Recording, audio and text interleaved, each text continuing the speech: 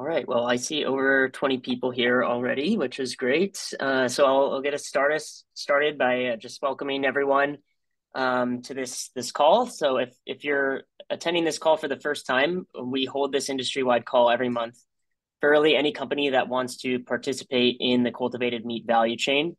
And the purpose of these calls is really to introduce and welcome new solutions providers into the industry with the end goal of establishing new collaborations that will hopefully accelerate R&D and commercialization. So if your group is interested in presenting on a future call, or maybe you're working with a company that could benefit from being on these calls, please do feel free to put them in touch with me directly, and I'm happy to try to get them on the schedule. So a few housekeeping items today. For anyone that is developing cultivated seafood, we're looking for responses from companies as well as researchers who use omega-3 ingredients in their alternative meat and seafood research. So we have designed a survey that will be shared in the follow-up email that goes out next week. So if you're making cultivated seafood, it would be great if you could respond to that survey. It's relatively short. Additionally, this week, our science and technology team released a new analysis that looks at how side streams from top commodity crops in North America can have applications in alternative proteins. And there's a section of this report that really talks about their use case as potential protein hydrolysates in cultivated meat. So this is a good starting point, I think, for media companies that might be looking at suitable raw materials to develop into amino acid supplements. So if you're interested in this report, I think it's really a detailed report that's pretty interesting. So you might just be interested if you're not a media company anyway, but I'll drop that in the chat in case you're interested in downloading that report and reading through it. All right, so that is it from me. For today's speakers, I'm excited to welcome Yingxing Huang from Tanda BioTech, who's going to be talking about their filtration technology. And then we'll turn it over to Dinakar Kampala from Sudhin Biopharma. We'll be talking about their inclined biosettling bioreactors. As always, feel free to drop questions in the chat throughout, and otherwise we can get to them at the end of each presentation. So Yingxing, I'll turn it over to you. Yes, good morning, everyone. And thanks GFI and thank you, Ilat, for inviting me to give me this presentation. I'm glad to be able to introduce Tanda BioTech and what do we try to do to help the cultivated meat industries. Yeah, even cultivated meat industry has been approved in Singapore, in United States, and but we're currently still lack of cost-efficient, larger scale filtration, and basically we lack a whole infrastructure of theirs. So it's a dragging the development of alternative protein industries. The current technology developed in the context of biotech, which manufactures very small quantity in comparison to the food, and they use and generate a lot of plastic waste because of basically single-use technology. Therefore, it's also cost prohibitive for food productions. There's a cool technology called perfusion, which is part of a process intensification, and it can increase the bioreactor output by 70 to 90%. And but it's only available for 1,000 liter bioreactors. So people have to pay CapEx, high CapEx and OpEx, and to build more bioreactors because scale up version not available. Additionally, it's a well-known, if you can turn batch process to a continuous process, you can probably save the cost by 50%. But it's not happening because upstream process in the cell culture is not continuous. So it's very difficult to automate a batch process. That's what Tanda tried to do. So we try to develop, use our expertise in filtration to enable large-scale alternative protein production through daring innovation in tangential flow filtrations. TAN is the initial for the tangential flow, and the DA means we're very daring to do it. Yeah, a little bit about ourselves. So our founder, veteran in bioprocessing industries, and we have collectively, we have more than 80 years experience in bioprocessing related to production, commercialization, and technology development. We have a track record of commercializing leading process filtration technologies, including MPS, hollow fibers, perfusion filters, and systems. And with this technology, we have supported multiple mission-critical solutions, including mRNA-coded vaccine production for the Pfizer, for the Moderna. And with that, we know how hard it is to provide something for the larger scale bioproductions. With our advantages, we have a comprehensive critical insight in both filtration technology and the product and the technology development as applications. And we applied multiple patents to protect our findings. Yeah.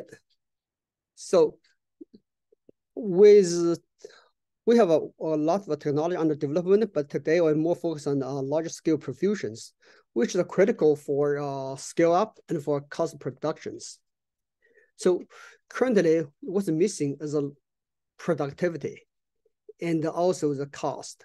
The productivity of a bioreactor is proportional to cell density in the bioreactors and inverse proportional to cell doubling time. And of course, proportional to the volume of the bioreactors. Currently, most of feed batch process is still dominant. And you put a cell in the bioreactor, inactive cell in the bioreactor, cell grow, you add a fresh media into it, and the cell continue to grow. And then, but cell growth was put on hold because lack of nutrition, and then the metabolic waste generated cannot be separated away. That's how perfusion is invented. So what perfusion does, it can circulate the cell out of the bioreactor with a pump, and then they use a filter or some other device to separate the cell with depleted media. So people can extract depleted media out of the bioreactor and allow fresh media to add back to the bioreactor to replenish the nutritions. So cell feel happier and the cell can grow faster and then achieve a higher density. So the higher the density, the higher productivity. Perfusion has been proven to be able to increase cell density by 3 to 10 times. That means increase the productivity by 3 to 10 times. And also, it's possible you can harvest cell out of bioreactor and while you add new fresh media into it. So you can cell continue to proliferate and then do a continuous harvesting. This therefore can make a continuous process possible. Another way can reduce CapEx and OpEx is the scale up. So it's the rule of thumb in the bioreactor scale up is if you can turn 5 1,000 liter bioreactor into 1 5,000 liter bioreactors, you can get the same amount of bioreactor volume and the productivity, but you only spend the price of a two level 1,000 liter bioreactors. It's about 50-60 saving in CapEx.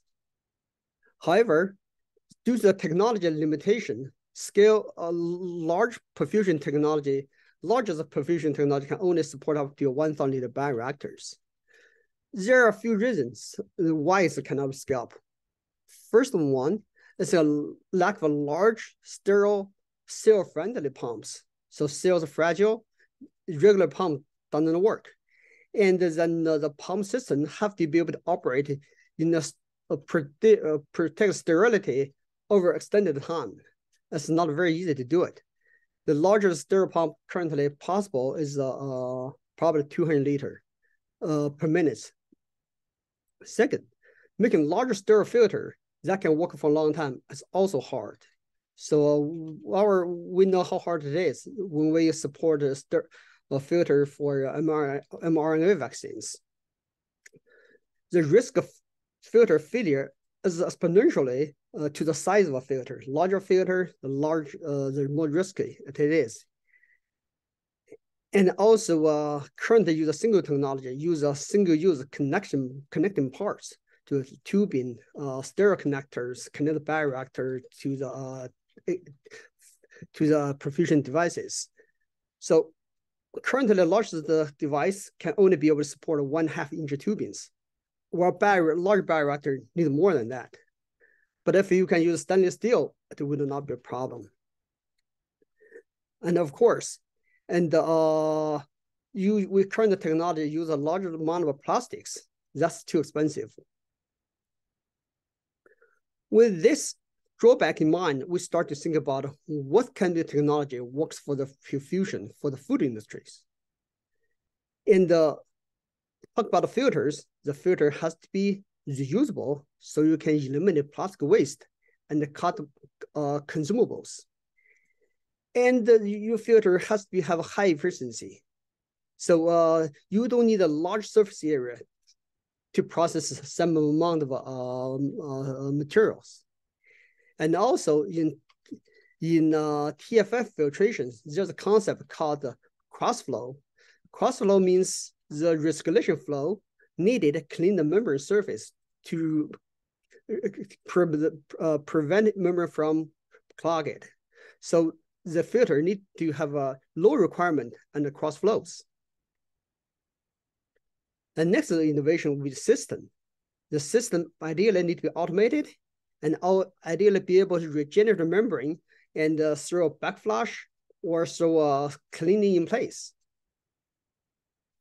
And also with a limitation in the size of a pump, it should be able to use a small pump to provide flexible and larger capacities. And of course, automation. Yeah, with this thought in mind, we start our thinking out of the box, not just extending current the ATF technology and think how we can marginally improve it.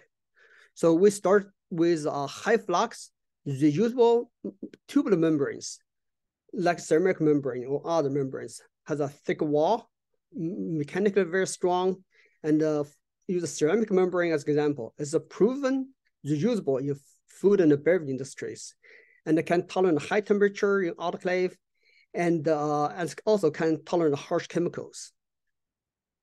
More importantly, it can offer 2 to 5 times the flux than a typical polymer film filter used the hollow fiber filter in the perfusion today. That means you can use a less amount of membrane surface. With that, we can predict probably it can increase capacity by 2 to 5 times.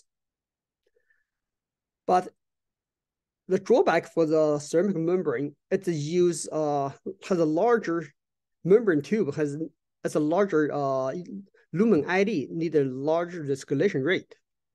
So we think from a fundamental flow dynamics. So we can provide revolutionary flow channel design to reduce the recirculation rate or the cross-flow rate for the membranes. Our proof of concept shows that we can reduce at least from 50 to up to 90% reduction in cross-flow rate needed, and also in the meantime achieve better flux. That means we can reduce a pump recirculation rate by 50 to 90%, or in other words, we can probably increase the capacity by at least 5x. And we also engineer a filter to be reusable and recyclable. That means after filter is taken off, so some parts we can reuse, like a housing, like a gasket, or some membrane tubes. The next is continuous systems. And then by combining use a model design TFF system, we can allow probably the first time allow the continuous TFF process in terms of concentration, volume reduction, or median or buffer exchanges. By combining the different number of model systems together, we can achieve flexible and the scalable capacity without using the larger pumps. This technology can help to increase capacity by another 2 to 5 times. Combine this technology together, we feel very promising we can increase the perfusion capacity by 20%. So with limited plastic waste and the capability to scale up, the benefits is quite obvious. So if we use a refrigerant ATF10 stainless steel system as a benchmark, which is the market leader for the perfusion at the 1,000 liters scales. With a higher flux, we can use smaller membrane efficiencies, and then TFF naturally is cheaper than ATF systems. It does not require a vacuum, it does not require compression air, and then the control system is a lot easier. So for this system alone, we can give a customer 20 to 30% saving the CapEx. And if customer want to use a 5,000 liter bioreactors, so customer can choose a one system or two systems combined together, and then depend on the customer's want, the long-term perfusion or short-term perfusions. So because the effect of scale up, we can reduce the capital saving further by 50% at least. If customer demand a 20,000 liter bioreactors, which probably close to the commercial size production we're currently meet, and the capital saving can be 8% or more. As we can eliminate the plastic consumables, so we can achieve OpEx at least by 90%, assuming customer doing 10 batches a year. As a customer do 20 batches a year is absolutely possible, you can save more. As our technology is represent a fundamental change, the new thinking in the filtration system design and the filter designs, and not just applicable to perfusion, but also to some other application as well. When you're talking related to the cultivated industry, it can be used in cell harvesting. That means we can, after cell need to be get rid of bioreactor, we can use a continuous TFF to do the volume reduction, to exchange the cell culture medium with some other proper buffers for the next step. And also, if you're working on precision fermentation to generate a milk-based protein, egg proteins, so our system can be used in the protein concentration and the buffer exchange to change the product in the proper buffer for next step, maybe spring drying. And the only change need to be membrane molecular weight cutoff. We can use a smaller membrane instead of using 2 micron in perfusion. We can maybe use 10 kD. And as you know, the perfusion use a lot of amount of media, and then our system can also be used in medium filtration for the spent media. So what we can do is use our system to remove the cell debris or some other impurity from the system, and go through the some other treatment process to reduce the ammonia and the lactate in the systems. So the media can be filtered and potentially use the cyanobacteria bioreactor or for some other applications. So can reduce liquid waste. So where we are in our development space, so we're doing internal development and testing our prototype right now. So we feel we'll be ready to support a customer trial in the Q1 2024, and we'll have a production prototype for 1,000 liter bioreactor. If someone is enough to try it as a 1,000 liter bioreactors, we'll get it ready in the Q3 2024. And we expect to have a complete solution into system, control software, and filters in 2025, in the middle of 2025. With that, I conclude my talks, and thank you for your time. And please let me know if you have any questions, suggestions. Thank you so much. Thank you for that presentation.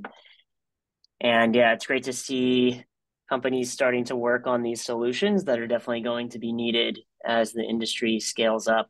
Yeah, thank you for answering all those questions. And thank you for the presentation. Hopefully folks will get in touch with you if they're interested in working with you on those prototypes, perhaps testing those out. I think that'd be really useful. So yeah, we'll turn it over now to Dinakar. All right. So my company started from the foundations of biopharma industry, and we developed our products called biosettlers or inclined settlers for mainly the biopharma industry, exactly as the previous speaker mentioned, for perfusion applications. Gradually, we found some of our customers were from the cell therapy industry and even more recently from cultured meat industry. So I am expanding my horizons and thinking about how I can make it more useful for not only cell therapy, but also for cultured meat industry. So that is the background on where we're starting. You will see mostly all the proven examples data from the biopharma and maybe cell therapy a little bit. But for cultured meat, I'm definitely looking for collaborators who would want to test it in collaboration with me. I know that whatever we have done with Chinese stem cell cells or human embryonic kidney cells, other people have done for iPSC cells, etc., would be readily transportable. So to give a quick background, when I was a professor at University of Colorado a while ago, I was introduced to the concept of inclined settlers by people in fluid mechanics areas of my department. And I wondered if I can use it as a size selective cell separation device. And the very first time we tried with my second graduate student, Brian Batt, and a fluid mechanics colleague, Robert Davis, we proved that this device works very nicely to remove dead cells and smaller cells or cell debris from the top of the inclined settler, and the heavier or rather faster settling larger cells, typically live cells, or returned back to the bioreactor. Can you all see my cursor? I presume? Yes. Great. Yes.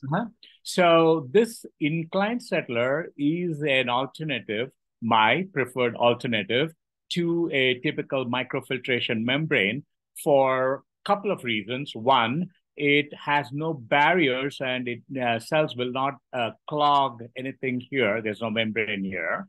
And second, it is selective, meaning I can take away the dead cells or secreted proteins along with the harvest and send the live cells back into the bioreactor, which will cause the cell density to be high. And one can run this for literally forever. I did not start a company at that time. And so ATF became very popular. But some people who scaled up inclined settlers on their own have run this bioreactor, so-called perfusion bioreactor, for 3 months or 6 months, as I have been told, in public disclosures. So this actually is I'm going to go to my next screen. There we are. This is actually a easily scalable system. In figure 1 on the top left is one of the ways that my little glass device in 1990 has been scaled up by others. Dr. Peter Brown was at Chiron, and then he started his own consulting company after taking retirement from some other companies. And several different sizes of this are available and are in different countries even. On the top right is a much larger version of it I saw published in 2013, and they were actually very happy with this as a seed train replacement for a 3,000-liter perfusion bioreactor. This is from Roche in Germany. But when I saw it, I saw a problem. They were happy with it, but I saw a problem. There's a huge footprint that is really not used at all just to hold this up. And I realized that it is much easier, much more compact to scale it up if I put my inclined settlers inside in conical form, and have shown my first version of what we call compact cell settlers. It works exactly by the same principle as the inclined settlers. All the inclined surfaces are in the form of cones inside this 4-inch diameter, 6-inch diameter, or 12-inch diameter. Volumes are 2 liters here, and this is about 15 liters in the internal volumes. And it's all stainless steel, and we can sterilize it with steam, autoclave it for small sizes, etc. So this works. The capacity of this more efficient, compact scale-up design is for the same footprint. This has about 6 to 10 times higher settling velocity. So you can actually use it for any larger, instead of saying 3,000 liter perfusion bioreactor, you can even use it for 30,000 liter perfusion bioreactor if there is a need. Along the way, the industry said, can we make it in single-use disposable plastic? And this is our first version of it. What you can see here is, I have another slide going into a little bit more detail on this, but there are no moving parts in this device other than the liquid that is being pumped in and out. By doing some clever process chemistry, like adding acetic acid or citric acid, we clump the CHO cells into aggregates, and they settle down. As soon as you stop flow, in comparison to a future diagram, the cells settle down as if they were pelleted in a centrifuge. But remember that there are no centrifuges here at all. It is a very simple device. And in fact, I think this is a great way to concentrate cells gently for bioprinting applications in cultured meat. I haven't done it, but these are some of the things that we can explore in collaborations. So these are the original applications using the settler single cells as a perfusion device, cell retention device, selective. Dead cells are taken out along with the harvest media containing secreted proteins. The live cells are more in number, and they're all actually 100% returned back to the bioreactor here. And we know that by measuring the size of the particles or cells in our liquids, if you just take from the top effluent in one of what I call a failed experiment where the viability in the bioreactor was about 50%, and you can see in the blue line, there's a small peak for dead cells, a lot of cell debris. Our settler is able to remove selectively the dead cells. And the question at that time was, what's happening to the live cells? In the next time we did it, previously it was in April of 2017. Now it is in June of 2017. We actually took a sample from the bottom return before it gets to the bioreactor. And we can show that the larger live cells are actually going back into the bioreactor, and cell debris is being selectively returned back into the, being returned. Cell debris is being removed from the bioreactor along with the secreted products in the media. So that was the original application. Some people who make their own settlers do benefit from these things, but we now have a new company and we can sell these devices for anybody, so you can use it off the shelf. Here's a different application. In fact, the title of this slide was different, but I flipped it around and said, it is also useful for concentrating CHO cell aggregates very gently, because there is no centrifuge here, no membrane filtration, nothing getting clogged. And you can, if you want, continuously take the concentrated cells from here and send it through a bioprinter,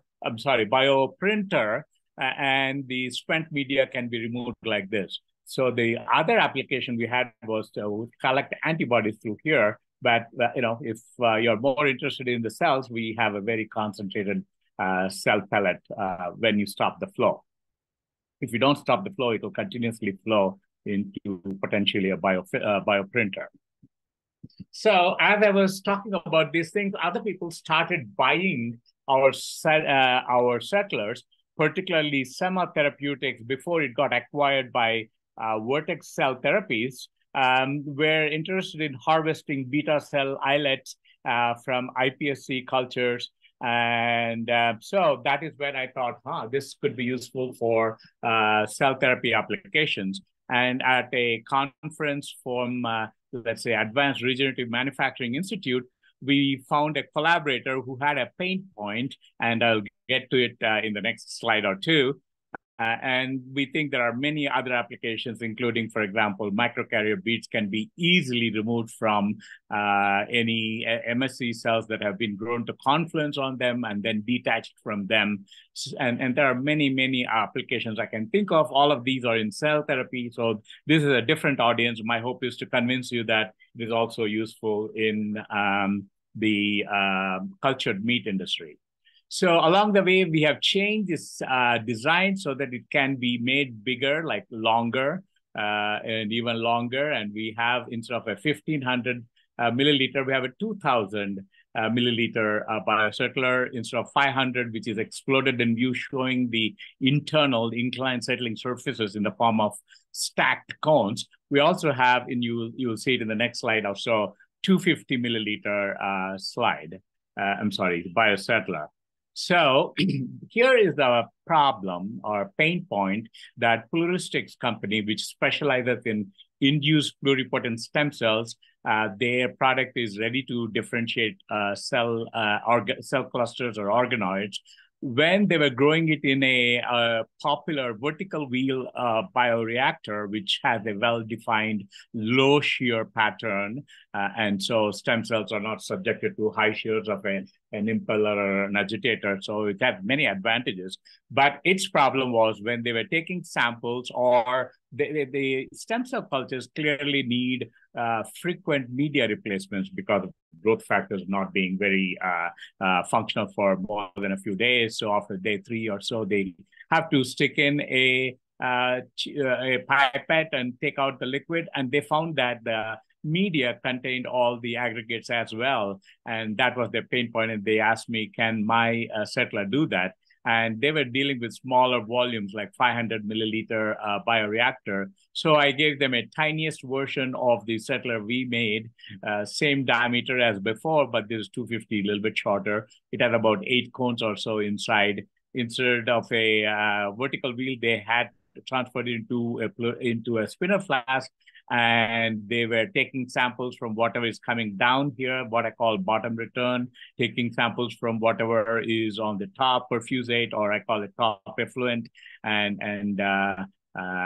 the data provided by Pluristyx is here. This left panel is what is being sent into the biosettler.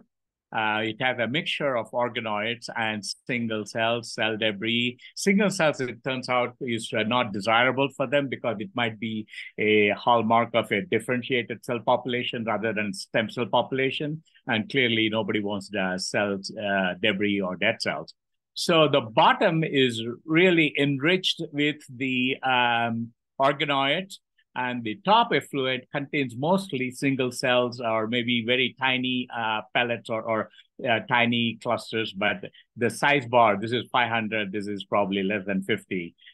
Their goal was to keep all the aggregates above 100 micron size back into the bioreactor. So this is the first time they used it, and within 2 hours, these are the results. Even after 20 hours, the results are very similar, and they could use it for more if they wanted to. But their pain point was that they were worried about, inside the settler, if we don't control the pH and temperature and dissolved oxygen, then maybe stem cells will differentiate there or something else. So they were worried about it. So with the same funding from ARMI, we inserted what are known as single-use disposable fluorescent dye sensors at the bottom of this tube, and we can insert them at different heights around the periphery. And we can also insert a thermocouple in through one of the other peripheral ports. And with some help from a collaborator by the name Rockwell Automation Company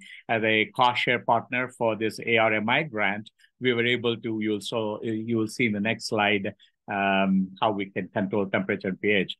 These are the polycarbonate tubes of different heights at which we can introduce at the bottom of it very different fluorescent dye sensors for PHDO or have a thermowell for thermocouples, etc.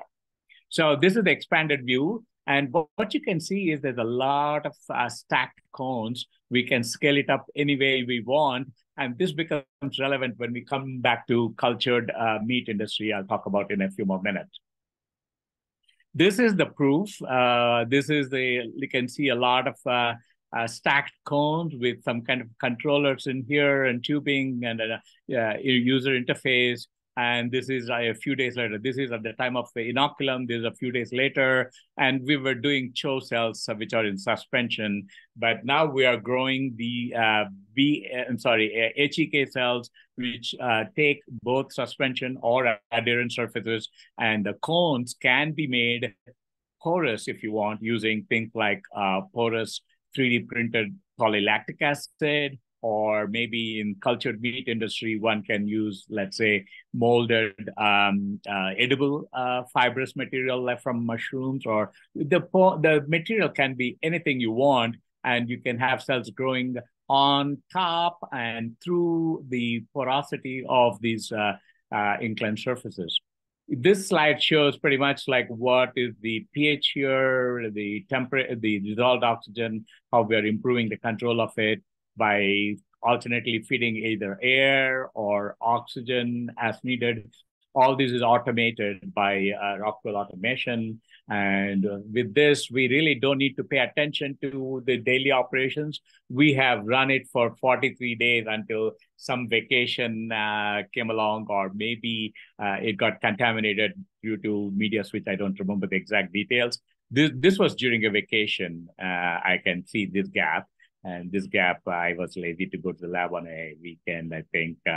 So on and so forth. The point is, this can be run for as long as you want, just like other companies who have used settlers have run it for 3 months or 6 months, and depending on the need. The point is, our biosettler has now become converted into an inclined settling bioreactor.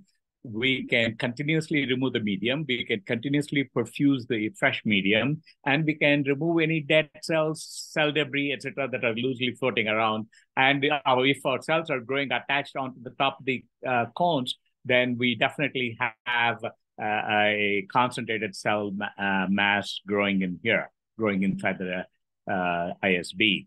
And this is just showing dissolved oxygen, how it is maintained even beyond 20 days. Temperature, we are improving the temperature control, which is some of the easiest things to do, and we ignored it for a while, but now we are using Rockwell to automate, and it should be maintained very close to 37 or whatever the set point may be. There are, for a variety of scalable cultures, people use tissue culture flasks of various sizes and the surface areas required. We know we can make it in any size we want. As you have seen, 250, a very small version of it. We have made 250 milliliters. We have made 20 liters inclined settling biosettler.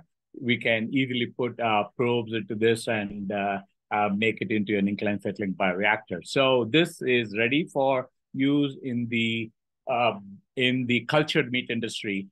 Let us skip the first 3 bullets, which are all saying that we have proven it, we have used, it's very compact, and these are all cell therapy applications. Most of this audience in cultured meat industry, we believe very strongly that the ISB can be used to culture meat in a closed, sterile, scalable, controlled bioreactor, where the inclined surfaces can be porous surfaces made out of either this is something I do routinely, biodegradable polylactic acid, glycolic acid mixture, which will make sure that they don't degrade as the cells are growing, but over time, and these are food grade, one can potentially use this. Or if your company is more interested in putting some other substrate onto which your cells will attach and grow, we can make the cones out of such fibers.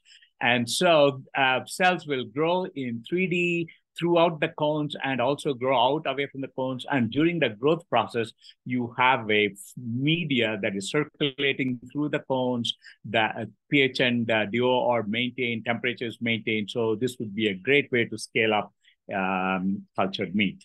That is the end of my prepared slides, and I would be happy to address any questions and look for collaborations for novel applications in the cultured meat industry. With that, I stop. Excellent. Well, let's thank both the presenters today. I thought both of those talks were really interesting potential solutions for this industry, which I love to see. So hopefully you'll get in touch with the presenters, and that might lead to some future collaborations. So thank you, and we'll see you all here next month.